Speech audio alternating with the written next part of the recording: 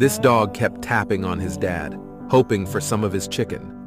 His dad didn't understand the dog because he had already served the dog its portion of chicken. He didn't bother to give the dog more, but then the dog did something that warmed his heart.